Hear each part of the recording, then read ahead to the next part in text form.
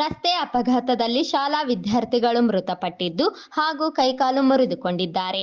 ಅವರ ಕುಟುಂಬಕ್ಕೆ ಹೆಚ್ಚಿನ ಪರಿಹಾರಕ್ಕೆ ಆಗ್ರಹಿಸಿ ಮಾದಿಗ ದಂಡೋರ ಮಾದಿಗ ಮೀಸಲಾತಿ ಹೋರಾಟ ಸಮಿತಿ ವತಿಯಿಂದ ತಾಲೂಕಿನ ಕೊರಡಿ ಕ್ರಾಸ್ನಲ್ಲಿ ಪ್ರತಿಭಟನೆ ನಡೆಸಿದರು. ಮಾನ್ವಿ ತಾಲೂಕಿನ ಕಪ್ಪಗಲ್ ಕ್ರಾಸ್ ಬಳಿ ಶಾಲಾ ವಾಹನ ಮತ್ತು ಬಸ್ ನಡುವೆ ರಸ್ತೆ ಅಪಘಾತದಲ್ಲಿ ಇಬ್ಬರು ವಿದ್ಯಾರ್ಥಿಗಳು ಮೃತಪಟ್ಟಿದ್ದು, ಸಾಕಷ್ಟು ವಿದ್ಯಾರ್ಥಿಗಳು ಕೈಕಾಲು ಕಳೆದುಕೊಂಡಿದ್ದಾರೆ. ಸರ್ಕಾರ 5 ಲಕ್ಷ ಪರಿಹಾರ ನೀಡಿದ್ದು ತೀರಾ ಕಡಿಮೆಯಾಗಿದೆ. ಮೃತಪಟ್ಟ ಕುಟುಂಬಗಳಿಗೆ ರಾಜ್ಯ ಸರ್ಕಾರದಿಂದ 30 ಲಕ್ಷ ರೂಪಾಯಿ ಪರಿಹಾರ ಒದಗಿಸಿ ಮತ್ತು ಕುಟುಂಬದ ಸದಸ್ಯರಿಗೆ ಉದ್ಯೋಗದ ಅವಕಾಶ ಕಲ್ಪಿಸಬೇಕು. ಅಪಘಾತದಲ್ಲಿ ಕೈಕಾಲು ಮುರಿದುಕೊಂಡು ಜೀವನ ಪೂರ್ತಿ ಅಂಗವಿಕಲರಾಗಿರುವ ವಿದ್ಯಾರ್ಥಿಗಳಿಗೆ 15 ಲಕ್ಷ ಪರಿಹಾರ ಒದಗಿಸಬೇಕು ಎಂದು ಮನವಿ ಮಾಡಿದರು.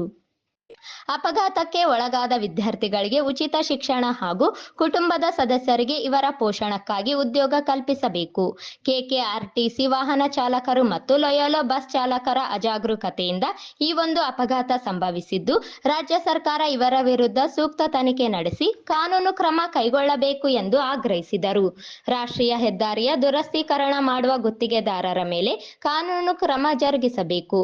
ಶಾಲಾ ವಾಹನಕ್ಕೆ ಅನುಭವವುಳ್ಳ ವಾಹನ ಚಾಲಕರನ್ನು ನಿಯೋಜಿಸಬೇಕು.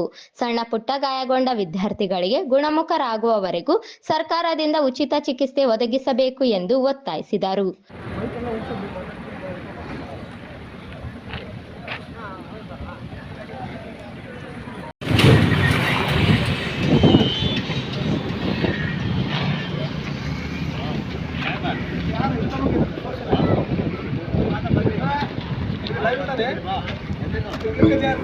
ಪ್ರತಿಭಟನೆಯಲ್ಲಿ ರಾಜ್ಯಾಧ್ಯಕ್ಷ ಬಿ ನರಸಪ್ಪ ದಂಡೋರ, ಜಿಲ್ಲಾಧ್ಯಕ್ಷ ಮಾನಪ್ಪ ಮೇಸ್ತ್ರಿ, ಹನುಮಂತ ಕೋಟೆ, ಮಹಿಳಾ ಸಬಲೀಕರಣದ ಸಂಘಟನೆಯ ರಾಜ್ಯಾಧ್ಯಕ್ಷೆ ವಿಜಯರಾಣಿ, ರಂಜಿತ್ ದಂಡೋರ, ಕೆ ಭೀಮರಾಯ, ಮಾನ್ವಿ ಮಚ್ಚಯ್ಯ ಗುಂಜಳ್ಳಿ, ಸುರೇಶ್ ಏಗನೂರು, ಗೋವಿಂದ ಇಟ್ಟೇಕರ್, ನವೀನ್ ಕುರ್ಡಿ, ಜಕ್ರಪ್ಪ ಹಂಚಿನಾಳ, ಮಾರುತಿ ಮರ್ಚೆಟ್ಟಾಳ್, ಮನೋಜ್ ಗೌಡ ಕುರ್ಡಿ, ನರಸಿಂಹ ತಲೆಮಾರಿ, ಯಲ್ಲಪ್ಪ ಡಿ ರಾಂಪೂರು, ಪ್ರಭು ತಲೆಮಾರಿ ಸೇರಿದಂತೆ ಅನೇಕರಿದ್ದರು.